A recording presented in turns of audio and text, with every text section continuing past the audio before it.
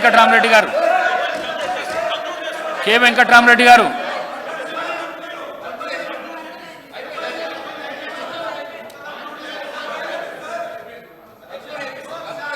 వారికి ఇచ్చిన సమయము అయిపోయింది. ప్రసంగాలకు డీవియేషన్ ఓంగా గంట పైన మాట్లాడండి. డీవియేషన్ ఓంగా గంట పైన మాట్లాడండి. చర్చకు సంబంధించి మాట్లాడితే ఎంత సమయం అన్నా ఇవ్వచ్చు. ప్రసంగాల కోసం ఎందుకు? అధ్యక్ష, నేనే స్వయంగా ఈ సభలో మీ సాక్షిగానే వారి ఇష్టం వచ్చిన ఆరోపణలు చేస్తున్నప్పుడు ఎస్ నా ఆస్తుల మీద నా మీద విచారణ చేసుకోండి అని చెప్పిన. ఆ రోజు చెప్పిన దానికి ముఖ్యమంత్రి గారు వెంటనే కమిషన్ ఏర్పాటు చేస్తున్నామని సంతోషం వెల్కమ్ చేసినాం. అయితే కమిషన్ ఎట్లుండాలి అధ్యక్ష? ఎంత నిక్కచ్చిగా ఎంత పద్ధతిగా ఉండాలి కమిషన్ మీద అపాయింట్ చేసే అభ్యర్థి? అధ్యక్ష మీరు ఏ కమిషన్ అయితే ఎవరినైతే నియమించారో ఆ అభ్యర్థికి వ్యతిరేకంగా వారు భూ కబ్జాదారుడు అని చెప్పి ఆనాటి పిసిసి ప్రెసిడెంట్ గారు ఉత్తమ్ కుమార్ రెడ్డి గారు, వి హనుమంతరావు గారు గౌరవనీయులకు చెప్తా ఉన్నాము. కమిషన్ కు సంబంధించిన చైర్మన్ అంశం ప్రస్తావనకు ఈ సభలోకి తీసుకురావడం సరికాదు. నేను ముఖ్యమంత్రి గారు మాట్లాడింది చాలా బ్రాడ్ పర్స్పెక్టివ్గా మాట్లాడారు. వారి సంబంధిత కమిషన్కు సంబంధించిన చైర్మన్ వ్యక్తిగత విషయాలు ఈరోజు సభలో మాట్లాడటం సరికాదు. సెకండ్ థింగ్, టెక్నికల్ అంశాలకు పోవటం సరికాదు. సబ్జెక్టీస్ ఉన్న విషయం అధ్యక్ష, దయచేసి వారికి కూడా తెలుసు. నేను ఈరోజు ఇప్పుడు కూడా కోరుతా ఉన్నాను అధ్యక్ష. ఇప్పటి వరకు గౌరవనీయులు జగదీశ్వర్ రెడ్డి గారు మాట్లాడింది 1 గంట 6 నిమిషాలు. మేము మా గౌరవ ముఖ్యమంత్రి గారు మేమందరం మాట్లాడింది దాన్ని తీసిపోగా 1 గంట 6 నిమిషాలు మాట్లాడారు. గంట మేము మాట్లాడలేదు సార్. మేము వారి ప్రత్యేకంగా చెప్తా ఉన్నాం. మీరు కూడా సమయం చూసుకోండి అధ్యక్ష. దయచేసి మీరు వారిని కంక్లూడ్ చేసి ఇంకో సభ్యులకు అవకాశం ఇవ్వాలని మీ ద్వారా కోరుతా ఉన్నాం అధ్యక్ష. ప్లీజ్ జగదీశ్వర్ రెడ్డి గారు. అధ్యక్ష కమిషన్ విషయం నేను తెలియదు అధ్యక్ష. అసలు ముచ్చటే రాలేదు మాట్లాడేటప్పుడు. మీరు చూసిండ్రు, ప్రజలు కూడా చూసిండ్రు. కమిషన్ విషయం తెచ్చింది వారి ముఖ్యమంత్రి గారు. మరి సబ్ జ్యుడిస్ అయినప్పుడు వారు ఎట్లా తీస్తారండి? వారు తెచ్చిందా మీరు నన్ను మాట్లాడుతుంటే? వారు మాట్లాడేటప్పుడు సబ్ జ్యుడిస్ కాదు, కానీ నేను మాట్లాడేటప్పుడే సబ్ జ్యుడిస్ ఎట్లయితుందండి ఎల్ఏ మినిస్టర్ గారికి? ఇది ఆశ్చర్యంగా ఉంది. పైగా అది జ్యుడిషియల్ ఎంక్వైరీ కాదు అధ్యక్ష, వారేసింది అది జ్యుడిషియల్ ఎంక్వైరీ కాదు. ఇంకొకటి ఏంది, నేను ప్రైవేట్ భూమి పంచాయతీ అయితే మాట్లాడబోతున్నాను. స్వయంగా ఉస్మానియా యూనివర్సిటీకి సంబంధించిన భూమి అని అన్నాడు. పిసిసి ప్రెసిడెంట్ గారు ఆరోపణ చేసింది. వారి మంత్రి గారు వాళ్ళు లేరు, అక్కడ ఉండరేమో కౌన్సిల్లో. వారు మాట్లాడింది వారు చేసిందని చెప్పిన నేను కొత్తగా ఏం చేయలే. ఎఫ్ఐఆర్ కూడా అయ్యింది దాని మీద, ఇవన్నీ ఉన్నాయి. మరి అటువంటి పరిస్థితుల్లో వారు ప్రెస్ పెట్టి ముందే అయిపోయింది, నిజమైన పొరపాటు జరిగిపోయినాయి, ఇక నేను నష్టాన్ని అంచనా కట్టుడే ఉంది అనగానే వారి ఉద్దేశం మాకు అర్థమైపోయింది స్పష్టంగా. వీరు కూడా వేరే విదేశంతో ఉన్నారు, వీరు వారు మాట్లాడుకుని వేసుకునే పద్ధతి ఉన్నట్టుంది. కాబట్టి మనం తప్పకుండా న్యాయం కొరకు పోవాలి అధ్యక్ష. ఒక జ్యుడిషియల్ కోర్టులో కూడా జడ్జి పట్ల కానీ పీపీ పట్ల కానీ ఒక వేరే అభిప్రాయం ఉన్నప్పుడు, నాకు న్యాయం జరగదని ఇక్కడ ఒక అభిప్రాయం ఉన్నప్పుడు సాధారణమైన అక్యూజ్డ్ కూడా కోరుకునే హక్కు ఉంది, ఇక్కడి నుంచి నన్ను మార్చండి అని రాజ్యాంగంలో. మరి కేసీఆర్ గారు ఎందుకు కోరుకోకూడదు అధ్యక్ష? స్పష్టంగా కనపడేది వారు చేసింది. ఒకవేళ మేము కేసీఆర్ చేసింది తప్పే అయితే ఇప్పుడు వీళ్ళు సుప్రీంకోర్టుని తప్పడుతున్నట్టు అధ్యక్ష. సుప్రీంకోర్టు తీర్పుని ఎట్లా మాట్లాడుతుంది అధ్యక్ష? ఇందులో ఇదేందన్నట్టు అధ్యక్ష? తీయండి జ్యుడిషియల్, నిజంగానే కనుక తప్పే అయితే కేసీఆర్ గారి వాదన కరెక్ట్ అని చెప్పి సుప్రీంకోర్టు ఇచ్చింది అధ్యక్ష. ఇవాళ సుప్రీంకోర్టు కేసీఆర్దే న్యాయం అని చెప్పింది. ఇంత స్పష్టంగా చెప్పిన తర్వాత కూడా వీరు ఇష్టం వచ్చినట్టు వీరు మాట్లాడి ఏదో మా మీద ఏదో మాట్లాడితే, గౌరవ ముఖ్యమంత్రి గారు కోర్టును కూడా తప్పుదోవ పట్టించి కోర్టు నిర్ణయాలను కూడా సభలో తప్పుదోవ పట్టించే విధంగా మాట్లాడుతున్నారు అధ్యక్ష. ఇట్లా మాట్లాడితే ప్రాసిక్యూట్ చేయాల్సి వస్తుంది. వాళ్ళు వెళ్ళిందే జడ్జిని మార్చమని వెళ్ళలే, కమిషన్ను రద్దు చేయండి, మేము సత్యహరిచంద్రులము, కమిషన్ని రద్దు చేయండి అని వాళ్ళు వెళ్ళిండ్రు. రద్దు చేయమని కారణము చైర్మన్ను చూపించిండ్రు. దాంతో హైకోర్టు ఏమన్నదంటే కమిషన్ రద్దు చేయము, చైర్మన్ మార్చేది లేదు, మీరు విచారణ ఎదుర్కోవాల్సిందే అని చెప్పింది. సుప్రీంకోర్టుకి వెళ్ళినప్పుడు మీరు కమిషన్ రద్దు చేయమని అడిగిన అది కుదరదు, మీ అభ్యంతరం అంతా చైర్మన్ ప్రెస్ మీట్ పెట్టిండని మీరు అభ్యంతరం పెడుతున్నారు కాబట్టి చైర్మన్ను మార్చడానికి మీరు రాష్ట్ర ప్రభుత్వం సుముఖంగా ఉన్నదా అని కోర్టు మమ్మల్ని అడిగింది 2 గంటలు వాయిదా వేసి. మేము కోర్టుకు స్పష్టంగా చైర్మన్ను మార్చడానికి రాష్ట్ర ప్రభుత్వానికి ఎలాంటి అభ్యంతరం లేదు, మీరు ఆదేశిస్తే మేము మారుస్తామని కోర్టుకు చెప్పినాం. వాళ్ళు అడిగింది కమిషన్ను రద్దు చేయమని. వాళ్ళ కమిషన్ రద్దు చేయమన్న విజ్ఞప్తిని కోర్టు తిరస్కరించింది. కానీ వయా మీడియాగా చైర్మన్ను మార్చి మీరు ఒక విచారణ కొనసాగించండి అని కోర్టు ఇచ్చింది. వాళ్ళ క్లీన్ చిట్ వచ్చినట్టు కాదు, కేసీఆర్ వాదనను కోర్టు తిరస్కరించింది స్పష్టంగా సుప్రీంకోర్టు. ఇప్పుడు గొంతులో వెలక్కాయ పడ్డట్టు కక్కలేక మింగలేక వాళ్ళు ఏం చేయాలనో దిక్కు తెలవక ఈరోజు ఉన్నారు అధ్యక్ష. Point number 1. పాయింట్ నెంబర్ 2, వారు మేము BHELకి ఇచ్చినాం, మేము అద్భుతాలు చేసినాం, దానివల్ల రాష్ట్రానికి ఎంతో ప్రయోజనం జరిగింది, లేకపోతే కేంద్ర ప్రభుత్వం 50% ఉత్పత్తి చేయమని అన్నది, కాబట్టి సూపర్ క్రిటికల్కు సబ్ క్రిటికల్కు పెద్ద తేడా లేదని వారు ఉపన్యాసాలు చెప్తున్నారు అధ్యక్ష. నేను మీ దృష్టికి తీసుకురావాల్సింది ఒకటే అధ్యక్ష, భద్రాద్రి పవర్ ప్లాంటు 2015లో వీళ్ళు ఒప్పందం చేశారు అధ్యక్ష. 7,290 కోట్ల 60 లక్షలకు అధ్యక్ష. వీళ్ళు ఏంది 2015లో ఇచ్చేసి 2017లో పూర్తి చేస్తారు, 2 సంవత్సరాలని చెప్పి ఒప్పందం చేశారు అధ్యక్ష. ఇది ఎప్పుడు పూర్తయింది అధ్యక్ష? ఎందుకు చెప్పారు? ఇది అత్యవసరం ఉంది కాబట్టి సబ్ క్రిటికల్ టెక్నాలజీతో ముందుకు పోతాం, రెడీగా ఎక్విప్మెంట్ ఉన్నది, మేము అందుకోసం సబ్ క్రిటికల్ టెక్నాలజీకి వెళ్తున్నామని చెప్పి సభలో చెప్పడమే కాకుండా కేంద్ర ప్రభుత్వానికి చెప్పి కాంట్రాక్ట్ ఇచ్చేసారు, ఇండియా బుల్స్కు బెయిల్అవుట్ చేశారు. ఎప్పుడు పూర్తయింది అధ్యక్ష? 2022లో పూర్తయింది అధ్యక్ష. 2 ఏళ్లలో పూర్తి చేస్తామన్నది 7 సంవత్సరాలు పట్టింది. 7,290 కోట్లతో పూర్తి చేస్తామన్న ప్రాజెక్టు 10,515 కోట్ల రూపాయలు అయింది అధ్యక్ష. 3,225 కోట్ల రూపాయలు వాళ్ళు ఒప్పందాలు చేసిన దాని మీద పెరిగింది అధ్యక్ష.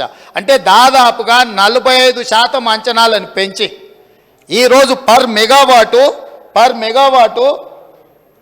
9,73 లక్షలకు పర్ మెగావాట్ పడ్డది అధ్యక్ష. 1,000 కోట్ల రూపాయలు ఇయ్యాల మింగి విద్యుత్ సంస్థల మీద భారం మోపి 81,000 కోట్ల రూపాయలకు అప్పుకు కారణమైంది అధ్యక్ష. Point number 1. Point number 2, Nalgonda జిల్లాలో పెట్టొద్దా? నల్గొండ ప్రజలను ఏదో నేను మభ్యపెడుతున్నా, లోకల్ సెంటిమెంటును రెచ్చగొడుతున్నా అని వారు అనుకుంటున్నట్టు. వారి విశ్వసనీయత జిల్లాలో మన పార్లమెంట్ ఎలక్షన్ల అసెంబ్లీ ఎలక్షన్లలో స్పష్టంగా చెప్పిండ్రు. అదేవిధంగా అధ్యక్ష YTPS Yadadri thermal power project కూడా వీళ్ళు BHELతోని ఒప్పందం చేసినప్పుడు 25,099 కోట్ల రూపాయలకు అంచనాలకు ఒప్పందం చేసిండ్రు అధ్యక్ష. ఎప్పుడు చేసిండ్రు వీళ్ళు ఒప్పందము? 1/6/2015 అధ్యక్ష. ఇది 2021 లోపల కంప్లీట్ చేస్తామని ఒప్పందం చేసిండ్రు అధ్యక్ష. ఇవాళ ఎంత అధ్యక్ష? 2024. ఇప్పుడు కూడా పూర్తి కాలేదు, ఇంకా 2 ఏళ్ళు మినిమం పడుతుంది అధ్యక్ష. ఆ రోజు ఏం చెప్పిండ్రు? 45 రోజులు టెండర్ పిలిస్తే సమయం వృధా అవుతుంది, ఈ 45 రోజులను కూడా మేము వృధా చేయదలుచుకోలేదు, అందుకే BHELకు మేము అప్పచెప్తున్నాం, తద్వారా మేము తొందరగా విద్యుత్ ఇస్తామని కారణం చెప్పిండ్రు. ఇవాళ 2015లో LOI ఇస్తే 2024 దాదాపుగా 9 సంవత్సరాలు పూర్తయింది, ఇంకా 2 సంవత్సరాలు పట్టే అవకాశం ఉంది అధ్యక్ష. ఈరోజు యాదాద్రి పవర్ ప్రాజెక్టు 10-11 సంవత్సరాలు పూర్తి చేయకపోవడం వల్ల 25,000 కోట్లతో జరిగిన ఒప్పందం ఇవాళకి 34,542 కోట్లకు పెరిగింది అధ్యక్ష.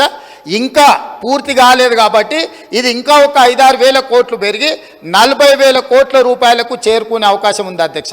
ఒప్పందం జరిగింది 25,000 కోట్లకు అయితే పూర్తి చేయడానికి వచ్చేవరకల్లా 40,000 కోట్లకు పెరిగి 15,000 కోట్ల రూపాయల అంచనాలు పెంచి దోసుకున్నారు అధ్యక్ష. ఈరోజు పర్ మెగావాటు అధ్యక్ష యాదాద్రి పర్ మెగావాటు ఈ రోజుకైనా ఖర్చు 8,64 లక్షలైంది, పూర్తి కాలేదు అధ్యక్ష. ఇది పెరిగి 10 కోట్లకు మెగావాట్ అయ్యే పరిస్థితి ఉంది. భద్రాద్రి 9,73 లక్షల రూపాయలు పర్ మెగావాట్ అయింది అధ్యక్ష. సేమ్ సమయంలో NTPC ఇప్పటి దగ్గర వారు ఉపన్యాసాలు ఇచ్చారు కదా అధ్యక్ష. తెలంగాణ పునర్విభజన చట్టంలో ఆనాడు మన్మోహన్ సింగ్ గారు తెలంగాణ విద్యుత్ సమస్యలను పరిష్కరించడానికి, తెలంగాణకు శాశ్వతంగా విద్యుత్తును ఇవ్వడానికి NTPC ద్వారా ఆంధ్రప్రదేశ్ పునర్విభజన చట్టం 2014లో 4000 మెగావాట్ల పవర్ ప్రాజెక్ట్స్ తెలంగాణలో నిర్మించి అందులో ఉత్పత్తిలో 85% తెలంగాణ రాష్ట్రానికి ఇవ్వాలని చట్టంలో పెట్టి పొందుపరిస్తే వీళ్ళు 1600 మెగావాట్లకు మాత్రమే ఎన్టీపీసీకి పవర్ ప్రాజెక్టు నిర్మాణానికి ఆనాటి ప్రభుత్వం అనుమతి ఇచ్చింది అధ్యక్ష, 4000కి ఇవ్వకుండా. దాంతో 1600 మెగావాట్ల పవర్ ప్రాజెక్టు 2016లో వాళ్ళు మొదలుపెట్టి 2024 ఫిబ్రవరిలో పూర్తి చేశారు. వాళ్ళకు పర్ మెగావాట్ ఎంత కష్టపడ్డది అధ్యక్ష అంటే 7,38,00,000. సేమ్ వీళ్ళ తర్వాత సంవత్సరం తర్వాత మొదలుపెట్టిన ఎన్టీపీసీకి పర్ మెగావాట్ విద్యుత్ ఉత్పత్తికి 7,38,00,000 అయితే వీళ్ళు ఉత్పత్తి చేసిన భద్రాద్రి 9,73,00,000 అయింది అధ్యక్ష పర్ మెగావాట్. యాదాద్రి ఇప్పటి వరకు 8,64,00,000 పర్ మెగావాట్ ఖర్చు పెట్టిన అధ్యక్ష, పూర్తి అయ్యే వరకు 10 కోట్ల రూపాయలు అవుతుంది. ఇప్పుడు తమరి ద్వారా నేను అడుగుతున్నా అధ్యక్ష, ఎన్టీపీసీకి పర్ మెగావాట్ సూపర్ క్రిటికల్, ఇది సబ్ క్రిటికల్ కాదు, ఇది అడ్వాన్స్డ్ టెక్నాలజీ 7,38,00,000కు పర్ మెగావాట్ ఉత్పత్తి అయితే సబ్ క్రిటికల్ టెక్నాలజీ 9,73,00,000 రూపాయలు ఎట్లయితుంది అధ్యక్ష? ఎక్కడికి పోయింది అధ్యక్ష ఈ సొమ్ము? పర్ మెగావాట్ 2 కోట్ల పైగా, అంటే 1080 మెగావాట్ల విద్యుత్ అంటే 2.5 కోట్లు పర్ మెగావాట్కు అంచనాలు పెరిగినాయంటే దాదాపుగా 2,500 కోట్ల రూపాయలు భద్రాద్రి పవర్ ప్రాజెక్టులో మింగిందెవరో లెక్క తేలడం కోసమే ఈరోజు విద్యుత్తు మీద కమిషన్ వేసినాం అధ్యక్ష. ఇక్కడ దాదాపుగా 10 కోట్లు అంటే దాదాపుగా 2.5 కోట్లు ఇంటూ 4,000 మెగావాట్లు, దాదాపుగా 10,000 కోట్ల రూపాయలు యాదాద్రిలో అంచనాలు పెంచడము. ఈ 10,000 కోట్లు ఎవరు దిగమింగినరో లెక్క చెప్పడానికే ఈరోజు ఈ దేశం అధ్యక్ష. 3 తెలంగాణనే. ఇక మూడవది కిషన్ రెడ్డి గారు మమ్మల్ని అడిగినరు, అబ్బా ఎంత దోస్తులు అయిపోయారు అధ్యక్ష, కిషన్ రెడ్డి, జగదీశ్వర్ రెడ్డి, కేటీఆర్ వీళ్ళందరూ చుట్టాలైపోయినారు అధ్యక్ష. ఢిల్లీకి చీకట్లో పోయి బామార్దులు పోయి ఢిల్లీలో చీకట్ల బిగ్గర కాళ్ళు పట్టుకోగానే వీళ్ళంతా చుట్టపోళ్ళు అయినారు అధ్యక్ష. నేను వీళ్ళు ఎన్టీపీసీకి వీళ్ళు 4,000 మెగావాట్లకు కాంగ్రెస్ అనుమతి ఇస్తే 1,600 మెగావాట్లు మాత్రమే ఉత్పత్తి చేయడానికి అనుమతి ఇచ్చి 2,400 మెగావాట్లు ఉత్పత్తి చేయడానికి ఎన్టీపీసీకి 10 సంవత్సరాలు వీళ్ళు అనుమతి ఇయ్యలే. వాళ్ళు అక్కడ ఉత్పత్తి చేస్తే వీళ్ళు కాంట్రాక్టర్లకు ఇచ్చుకోవడానికి బిహెచ్ఎల్ పేరు మీద G2G ఇచ్చి వాళ్ళ సొంత కాంట్రాక్టర్లకు బినామీలకు ఇచ్చి దోసుకోవడానికి అవకాశం ఉండదని ఎన్టీపీసీని నియంత్రించి ఇవ్వకపోతే మా ఉప ముఖ్యమంత్రి గారు బాధ్యత తీసుకున్న తర్వాత ఎన్టీపీసీని పిలిపించి 2,400 మెగావాట్ల విద్యుత్ ప్రాజెక్టులను ప్రారంభించండి, మీకు భూమి కేటాయించడం, మీకు నీళ్లు కేటాయించడం, మీకు సింగరేణి నుంచి బొగ్గు కూడా మేము ఇస్తామని చెప్పి అగ్రిమెంట్ చేసి దాన్ని ముందుకు తీసుకెళ్ళింది ఉప ముఖ్యమంత్రి గారు అధ్యక్ష. వాళ్ళు కాదు, ఎన్టీపీసీని కూడా దోకా చేసి తెలంగాణ నిండా ముంచి కమిషన్ల కక్కుర్తిపడి ముంచుతుంటే ఎన్టీపీసీకి అనుమతి ఇచ్చింది కాంగ్రెస్ పార్టీ. రికార్డులున్నాయి, మీరు రికార్డులు తీసి సభలో పెడతాం అధ్యక్ష. ఇవాళ పవర్ పర్చేజ్ వాళ్ళు ఫస్ట్ ప్రిఫరెన్స్ ఎన్టీపీసీ ఏది ఉత్పత్తి చేసినా ఇక్కడ ఉండే స్టేట్కు 85% ఇవ్వాలి. ఆ 85% మీరు ఒప్పందం చేసుకుంటారని మా దగ్గరికి వాళ్ళు వచ్చారు, తెలంగాణ రాష్ట్ర ప్రభుత్వం దగ్గరికి, విద్యుత్ శాఖ దగ్గరికి. మేము అంచనాలు వేసినాం. ఇవాళ మార్కెట్లో ₹5.30 మాకు విద్యుత్ ఒప్పందాలు జరుగుతున్నాయి, విద్యుత్ దొరుకుతుంది అధ్యక్ష. వాళ్ళు ఈరోజు పని ప్రారంభిస్తే ఒక 4 నుంచి 5 సంవత్సరాలు పడతాయి అధ్యక్ష వాళ్ళ ప్రాజెక్టు పూర్తి కావడానికి. ఆ రోజుకు ఈ ప్రొడక్షన్ కాస్ట్ మొత్తం లెక్కేస్తే 8 నుంచి 9 రూపాయలు పర్ యూనిట్ ఈరోజు ఒప్పందం చేస్తే పడుతుంది. ఈరోజు అంత అత్యధికంగా ధర పెట్టి విద్యుత్ ఒప్పందం చేస్తే సంస్థకు లాభం జరుగుతుందా, నష్టం జరుగుతుందా? మేము అంచనాలు వేసుకొని మీ దగ్గరకు వస్తాము. ఒకవేళ ఎన్టీపీసీతో మనం ఒప్పందం చేసుకోకపోతే ఎన్టీపీసీ బాహ్య ప్రపంచంలో ఎవరికైనా ఉత్పత్తి చేసింది అమ్ముకోవచ్చు అధ్యక్ష. ఆ రోజు తెలంగాణ విద్యుత్ సంస్థలు కూడా వాళ్ళతోని ఆ రోజున్న మార్కెట్ రేట్ ప్రకారం మనం కొనుగోలు చేయొచ్చు అధ్యక్ష. ఈరోజు మనము ఎన్టీపీసీతో ఒప్పందం చేస్తే 85% ఖచ్చితంగా మనం కొనుగోలు చేయాల్సిందే. ఆ రోజు capital investment and production cost రెండు కలిపితే ఏ ధర పడుతుందో ప్లస్ ప్రాఫిట్. విద్యుత్తు కొనుగోలు ఏ విధంగా డిసైడ్ అవుతుంది అధ్యక్ష? ప్రాజెక్టును పూర్తి చేయడానికి పెట్టే క్యాపిటల్ ఇన్వెస్ట్మెంట్ ప్లస్ ఏదైతే మనము బొగ్గు వాడతామో రా మెటీరియల్ వాడతాము, ఆ కాస్ట్ ప్లస్ ఆ కాస్ట్ యొక్క ఆ ప్రాజెక్ట్ యొక్క ప్రాఫిట్, ఈ మూడు కలిపితే మూడింటిని కలిపి అంచనా చేసి విద్యుత్తు పర్ యూనిట్ ధర ఫిక్స్ అవుతుంది అధ్యక్ష. ఇప్పుడున్న అంచనాల ప్రకారం మా అధికారులతో నిపుణులతో మాట్లాడితే ఇప్పుడు ఎన్టీపీసీ కట్టబోయే 2400 మెగావాట్లతో ఈ రోజే మనం ఒప్పందం చేసుకుంటే ఉత్పత్తి సమయానికి మనం 9 రూపాయలు పర్ యూనిట్ చెల్లించాల్సి వస్తుంది. ఇది లాభమా నష్టమా అంచనా వేసుకొని వాళ్ళతో ఒప్పందాలు చేసుకున్నాం అధ్యక్ష. దాంతో వాళ్ళ పనులు ఆగలేదు అధ్యక్ష. ఎన్టీపీసీ ఎక్కడైనా పవర్ ప్రాజెక్టుకు రాష్ట్ర ప్రభుత్వం అనుమతిస్తే వాళ్ళు నిర్మాణం చేసుకొని పూర్తయ్యే లోపల ఎప్పుడైనా మనం అగ్రిమెంట్ చేసుకోవచ్చు. మనం చేయకపోతే వాళ్ళు బయట ఎక్కడైనా అమ్ముకోవచ్చు. ఎందుకింత దుఃఖం వస్తుంది అధ్యక్ష? కిషన్ రెడ్డి గారు చెప్పిండంట, కిషన్ రెడ్డి గారు దుఃఖంలో వీరు భాగస్వాములు అయినంట, ఈయన ఓదార్చిండంట, ఆయన ఓదార్చిండంట. ఇదా అధ్యక్ష వీళ్ళు మాట్లాడేది? వాళ్ళ బీఆర్ఎస్ బీజేపీ చీకటి ఒప్పందం మీకు అర్థమైపోయింది కదా అధ్యక్ష. ఇది కాకుండా వారు ఒక మాట చెప్పిండ్రు అధ్యక్ష, ఏమని? కేంద్ర ప్రభుత్వము 50% ఉత్పత్తి చేయాలి, అంతకంటే ఎక్కువ చేయొద్దు అని ఆదేశాలు ఇచ్చింది.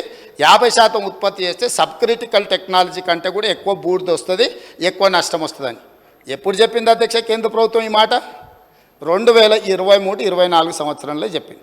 దేనికోసం చెప్పింది అధ్యక్ష? సోలార్ పవర్ ప్రాజెక్టు, అదేవిధంగా విండ్ పవర్, గ్రీన్ ఎనర్జీ అంత వచ్చింది, వాటి ఉత్పత్తి చాలా పెరిగింది కాబట్టి మీరు 50% గ్రీన్ ఎనర్జీ వాడుకోండి, మిగతా 50% బొగ్గు చేత ఉత్పత్తి అయ్యే విద్యుత్తును వాడండి అని సూచన చేసింది. It is not mandate. ఇదేమి మన మీద బలవంతంగా కేంద్ర ప్రభుత్వం రుద్దుతలేదు. కానీ వీళ్ళు సబ్ క్రిటికల్ టెక్నాలజీ ఎప్పుడు తీసుకున్నారు అధ్యక్ష? 2015లో ఇండియా బుల్స్ అనే గుజరాత్ కంపెనీతోని. వీళ్ళు ఎంత దివ్యజ్ఞానులు, కాలజ్ఞానులు. బ్రహ్మం గారు తెలుసు కదా అధ్యక్ష, కాలజ్ఞానం చెప్పిండు. వాళ్ళ ముతాతలు ఉన్నారు అధ్యక్ష. 2015లోనే కేంద్ర ప్రభుత్వం నరేంద్ర మోడీ 2023-24 నాడు 50% ఉత్పత్తి చేయండి అని చెప్తారని ఊహించి ఆ రోజు సబ్ క్రిటికల్ టెక్నాలజీ కొన్నామని మాజీ మంత్రి గారి సభను తప్పుదో పట్టిస్తుంది అధ్యక్ష. వీళ్ళు సబ్ క్రిటికల్ టెక్నాలజీ కొని ఇండియా బుల్స్ దగ్గర కమిషన్ కొట్టింది 2015లో. 50% ఉత్పత్తి బొగ్గుతోని వాడుండి అని చెప్పింది 2023-24లో అధ్యక్ష. అది కూడా సూచన మాత్రమే, ఇదేమి ఒత్తిడి లేదు, ఇదేమి నిబంధన లేదు. ఎందుకు చెప్పిండ్రు? కాలుష్యాన్ని తగ్గించడం కోసము. ఈరోజు సోలారు ఇతర గ్రీన్ ఎనర్జీ వచ్చింది, అది వాడండి అని సూచన చెప్పారు. దాన్ని కూడా 2015 నాడు చేసిన తప్పులను కప్పిపుచ్చుకోవడానికి 2023-24 నాటి నరేంద్ర మోడీ గారి ప్రభుత్వం చేసిన సూచనను సభలో ప్రస్తావించి సభను తప్పుదోవ పట్టించి ఈరోజు తెలంగాణ ప్రజల్ని మభ్యపెట్టాలనే ప్రయత్నం చేస్తుండు. 4వది అధ్యక్ష, కడపలో రాయలసీమ థర్మల్ పవర్ ప్రాజెక్ట్, విజయవాడలో థర్మల్ పవర్ ప్రాజెక్ట్, ఇట్లాంటి ఉమ్మడి రాష్ట్రంలో సమైక్య పాలనలో సీమాంధ్ర ముఖ్యమంత్రులు చేసిండ్రు కాబట్టే తెలంగాణ రాష్ట్రం తెచ్చుకున్నాం అధ్యక్ష. ఆనాడు రాజశేఖర రెడ్డి గారు, చంద్రబాబు నాయుడు గారు ఇట్లాంటి నిర్ణయాలు చేసిండ్రు కాబట్టే తెలంగాణ వచ్చింది. ఆనాడు ఆ చంద్రబాబు నాయుడు గారితో మంత్రిగా అంటగాగి 610 జీవోనే వద్దు, అసలు మేధా సంపత్తి ఎక్కడున్నా వాడుకోవాలి అని చెప్పి మాట్లాడింది వాళ్ళ నాయకుడు కాదా? చంద్రబాబు నాయుడు పక్కలే చేరి చంద్రబాబు నాయుడుతో ఇవన్నీ చేయించింది వాళ్ళు కాదా? రాజశేఖర రెడ్డి గారి ప్రభుత్వంలో ఇప్పుడు లేచి ఎగురుతున్న ఆయన వార్డు మెంబర్ కాకపోయినా ఆ రాజశేఖర రెడ్డి గారే కదా మంత్రి చేసింది నిన్ను. పోతిరెడ్డిపాడు పొక్క పెద్దగా చేసినప్పుడు కడప జిల్లా ఇన్ఛార్జ్ మంత్రి ఎవరు అధ్యక్ష? కీర్తిశేషులు నాయన నరసింహారెడ్డి టీఆర్ఎస్ మంత్రి కాదా? రాజశేఖర రెడ్డి గారి పంచన చేరింది మీరు, చంద్రబాబు నాయుడు గారి పంచన చేరింది మీరు. ఈ తప్పిదాలకు మమ్మల్ని కాదు మీరు బాధ్యులు. మేము ఆ ప్రభుత్వంలో ఉన్న మా నాయకులు కాంగ్రెస్, యూపీఏ కేంద్రంలో అధికారంలో ఉన్న, రాష్ట్రంలో అధికారంలో ఉన్న శాసనసభను, పార్లమెంటును స్తంభింపజేసి తెలంగాణ రాష్ట్రాన్ని సాధించిన పార్లమెంట్ సభ్యులు ఇక్కడ ఉన్నారు. ఇది మా నిబద్ధత. మీరు పదవుల కోసము పెదవులు మూసుకొని రాజశేఖర రెడ్డి మంత్రి పదవి ఇస్తే రాజశేఖర రెడ్డి దగ్గర ఊడిగం చేసింది మీరు. చంద్రబాబు నాయుడు గారు మంత్రి పదవులు ఇస్తే చంద్రబాబు నాయుడు గారి దగ్గర ఊడిగం చేసింది మీరు. మీరా మాకొచ్చి మా చిత్తశుద్ధిని ప్రశ్నించేది? తెలంగాణ బిల్లు వచ్చినప్పుడు ఆ ముందలి సీట్లో చంద్రబాబు నాయుడు గారు కూర్చున్నప్పుడు ఇప్పుడు ఆ మాగంటి గోపి కూర్చున్న అక్కడనే నిలబడ్డ అధ్యక్ష. నేను 53 నిమిషాలు తెలంగాణ రాష్ట్రం ఎందుకు కావాలి, సమైక్య రాష్ట్రంలో ఉమ్మడి పరిపాలనలో జరిగిన అన్యాయం మీద నిటారుగా నిలబడి అక్కడి నుంచి నేను మాట్లాడిన అధ్యక్ష పునర్విభజన చట్టం వచ్చినప్పుడు ఆయనగా పక్కలో కూర్చుని ఆయన ఏడున్నాడు ఆయన మాట్లాడింది కదా, తీయండి ఏం మాట్లాడిండు. నేను మాట్లాడింది తీయండి అధ్యక్ష. తెలుగుదేశంలో ఉన్న నేను తెలంగాణకు జరిగిన అన్యాయం మీద, ఎడారిగా మారి వలసలు పోతున్న పాలమూరు కష్టాల మీద, తట్ట పని, పార పని, మట్టి పని మీద నేను మాట్లాడిన అధ్యక్ష, వీళ్ళు మాట్లాడలే. నేను ఇవాళ సూటిగా సవాలు విసురుతున్న అధ్యక్ష, ఇవాళ మీ ఎదురుగా పార్లమెంట్లో రికార్డులు తీయండి. పాలమూరులో ఊరు లేకపోయినా, పార్లమెంటులో నోరు తెరవకపోయినా ఇవాళ తెలంగాణ తెచ్చినానికి కేసీఆర్ గొప్పలు చెప్పుకుంటుండు. నేను ఈ ఉమ్మడి రాష్ట్రంలో, ఉమ్మడి ఆంధ్రప్రదేశ్ శాసనసభలో నేను ఎంత మాట్లాడిన తెలంగాణ మీద, సేమ్ సమయంలో పార్లమెంట్లో చంద్రశేఖరరావు నోరన్న దర్శిలో రికార్డులు తీయండి అధ్యక్ష. ఎవరో చేస్తే, ఎవరో త్యాగం చేస్తే ఆ త్యాగాల పునాదుల మీద, ఆత్మ బలిదానాలు చేసుకున్న శవాల మీద అధికారంలోకి వచ్చిన వీళ్ళు ఈరోజు మమ్మల్ని అధ్యక్ష తప్పులు పట్టేది. చివరిగా ఇంకొక మాట అధ్యక్ష, ఒక జర్నలిస్టు గురించి మాట్లాడిండు. జర్నలిస్టు ఏదో పెడితే కేసు పెట్టిరని. పాపం ఆయనకు తెలియదు, తెలుసుకోవాలి. ఆ జర్నలిస్ట్ పేరు నేను ఇక్కడ ప్రస్తావిస్తే బాగుండదు. ఆ జర్నలిస్ట్ని పోయి అడగాలి ఆ మాజీ మంత్రి గారు. ఆ జర్నలిస్టు ఒక టీవీ ఛానల్కు సీఈఓ. రాసియమంటే రాసియకపోతే ఎస్సీ ఎస్టీ కేసు పెట్టి అరెస్టు చేసి జైలు వేసి ఆ ఛానల్ గుంజుకున్నది వాళ్ళు అధ్యక్ష. ఆ ఛానల్ గుంజుకున్నది వాళ్ళు. ఏ జర్నలిస్టును ఈరోజు కేసు పెట్టిరని చెప్తుండ్రో ఆ జర్నలిస్టు ఒక ఛానల్ సీఈఓ ఉంటే, ఆ ఛానల్ వాళ్ళకు వ్యతిరేకంగా ఉందని ఆ జర్నలిస్టు మీద SC ST case Banjara Hills police స్టేషన్లో పెట్టి జైలుకు పంపించి నెల రోజులు జైల్లో పెడితే నా అడ్వకేట్ను పెట్టి నేను బెయిల్ ఇప్పించిన అధ్యక్ష. వీళ్ళ దోపిడీ, ఆ ఛానల్ గుంజుకున్న విధానం ఇవాళ చర్చ చేయడానికి సిద్ధంగా ఉంటే రమ్మని ఉన్నారు అధ్యక్ష. వివరాలన్నీ నేను బయట పెడతా. మీరా ముసల్కన్నీరు గార్చేది. ఏ జర్నలిస్టునైతే మీ మాట ఇంటలేదని ఆమె సొంతంగా కష్టపడి పెట్టుకున్న ఛానల్ గుంజుకోనికే ఎస్సీ ఎస్టీ కేసు పెట్టి ఆడపిల్లని జైలుకు తోలిన పాపం ఊరికే పోదు. అందుకే ఇవాళ మీ ఇంట్లో జైల్లోకి పోతున్నారు అధ్యక్ష. మంది ఆడబిడ్డలను జైలుకు తోలినందుకు ఆ నొప్పి తెలవడానికే మంది పిల్లలు జైల్లోకి పోతుంటే ఆడపిల్లలను కూడా కేసులు పెట్టి జైలుకు తోలినందుకు ఇవాళ ఆ రౌండ్ మీకు వచ్చింది అధ్యక్ష. ఊరికే రాలే, చేసిన పాపాలు ఊరికే పో అని పెద్దోళ్ళు చెప్పిండ్రు అధ్యక్ష. మమ్మల్ని అందరినీ జైలుకు తోలిండ్రు, రాజకీయ కక్షతో దోలలే. ఫామ్ హౌజులు కట్టుకున్నది మీరు, ఫామ్ హౌజులు కట్టుకున్నది మీరు, నియమాలు ఉల్లంఘించింది మీరు. వాటిని బయట పెట్టినందుకు జైల్లో పెట్టి డిటెన్షన్ సెల్లో పెట్టిరు అధ్యక్ష. నన్ను 16 రోజులు ఒక్క మనిషి లేకుండా ఐఎస్ఐ తీవ్రవాదులను ఎక్కడ పెడతారో అట్లాంటి డిటెన్షన్ సెల్లో నన్ను 16 రోజులు పెట్టిండ్రు అధ్యక్ష చెర్లపల్లిలా. నేను భయపడలే, లొంగిపోలే, నిలబడి నిటారుగా కొట్లాడిన అధ్యక్ష. మీరు జైలుకు తోలితే భయపడటోళ్ళు ఎవరు లేడు. అబద్ధాలు చెప్పి ప్రజల్ని మభ్యపెడితే ప్రజలేం అమాయకులు కాదు. మీరు చేసిన అన్యాయాన్ని కళ్ళతో చూసిండ్రు కాబట్టే మనకు ఎన్నికల్లో గుండు సున్నా ఇచ్చారు అధ్యక్ష. అందుకే ఈరోజు నేను చెప్తున్నా, విద్యుత్ మీద మీరు ఎంత తక్కువ మాట్లాడితే అంత మంచిది. అవి అన్నీ కూడా ఆమోదింపజేసుకుంటే చర్చ లేకుండా మీరు ముందుకొచ్చి ఈ ప్రభుత్వానికి సహకరించి ఈ అన్ని కూడా గ్రాంట్స్ ఆమోదించుకుంటే రాష్ట్రం ప్రశాంతంగా పరిపాలిస్తాం, సమస్యలు పరిష్కరిస్తాం అధ్యక్ష. ఒకవేళ వీళ్ళకంత కోరికుంటే మళ్ళా ఫస్ట్ సెకండ్ నాడు ఆల్రెడీ లెజిస్లేటివ్ అఫేర్స్ మినిస్టర్ గారు తమరిని రిక్వెస్ట్ చేశారు, తమరు ఫస్ట్ సెకండ్ కూడా సభ నడుపుతామన్నారు.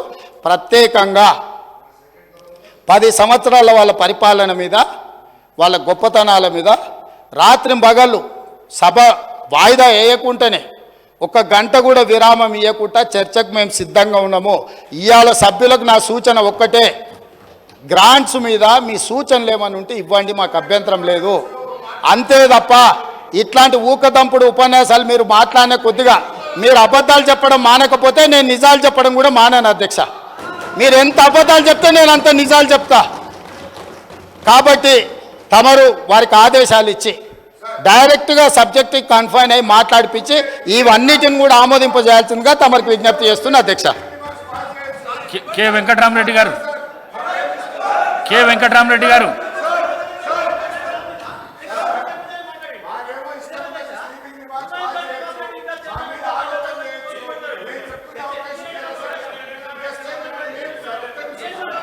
డిమాండ్స్ తర్వాత మీకు అవకాశం ఇస్తా.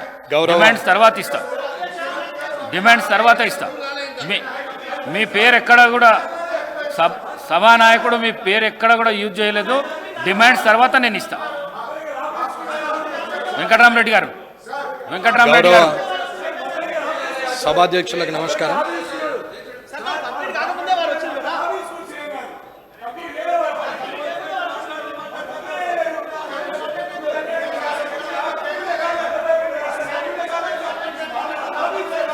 వెంకటరామరెడ్డి గారు,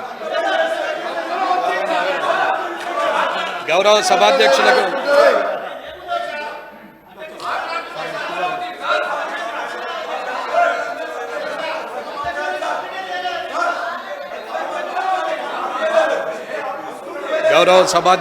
నమస్కారం. తోటి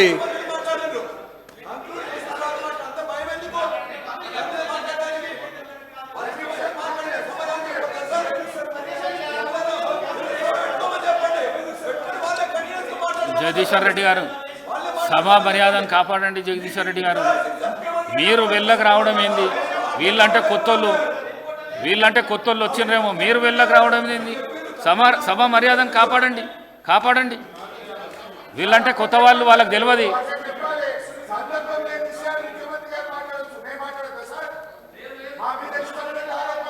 మీ పేరు ఎక్కడ కూడా సభానాయకుడు ఉచ్చారణ చేయలే.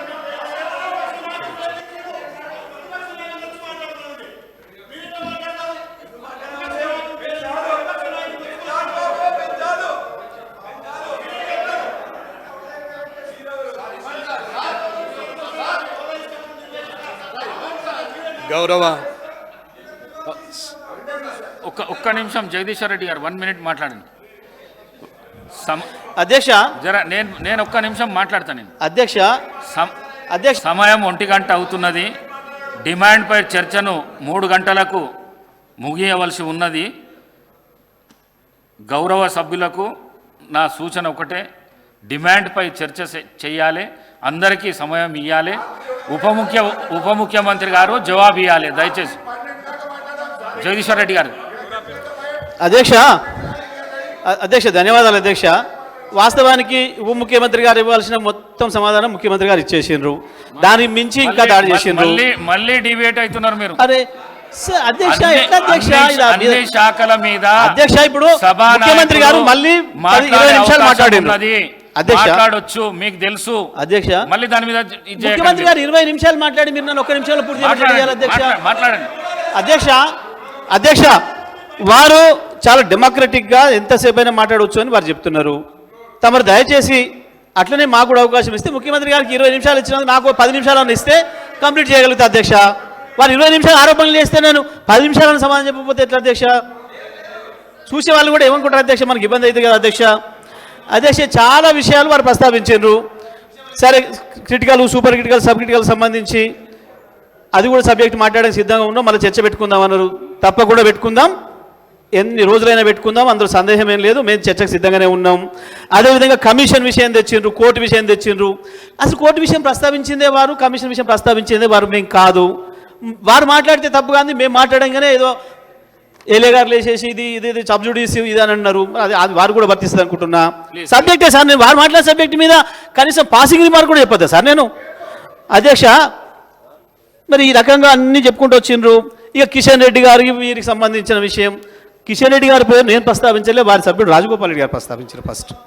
నేను దాని మీదనే మాట్లాడిన అధ్యక్ష. నేనేది ఈ సభలో ఒక్క అక్షరం కూడా నేను డిబేట్ కాలేదు, ఒక్క అక్షరం కూడా నేను సబ్జెక్ట్ ఇచ్చి పక్కకు పోలేదు. వారు మాట్లాడిన మాట మీద మాత్రమే మాట్లాడిన అధ్యక్ష, నేను ఎక్కడ కూడా. సరే అధ్యక్ష, సమయం ఎక్కువ లేదు, మీరు మళ్ళీ వెంటనే వెలుగొట్టేట్టున్నారు. ఒకటే మాట అధ్యక్ష, వారు నా గురించి మాట్లాడుతూ నేను ఇక్కడ సభలో మాట్లాడుతున్నప్పుడు ఆయన ఎక్కడున్నాడు అన్నాడు. నిజమే అధ్యక్ష, మీరు ఇక్కడ సభలో మాట్లాడుతున్నప్పుడు నేను మీ తుపాకీ గుండ్లకు బలైన అమరవీరుల కొరకు తిరుగుతున్నా, వాళ్ళ చుట్టూ తిరుగుతున్నా, అక్కడున్నా. కానీ మీరు సంచులు మోసి జైలు పోయినప్పుడు నేను ఇక్కడనే ఉన్నానే విషయాన్ని కూడా మీకు గుర్తు చేస్తున్నా అధ్యక్ష. నేను ఇక్కడ వెంకటరామరెడ్డి గారు ఈరోజు అధ్యక్ష అందరికీ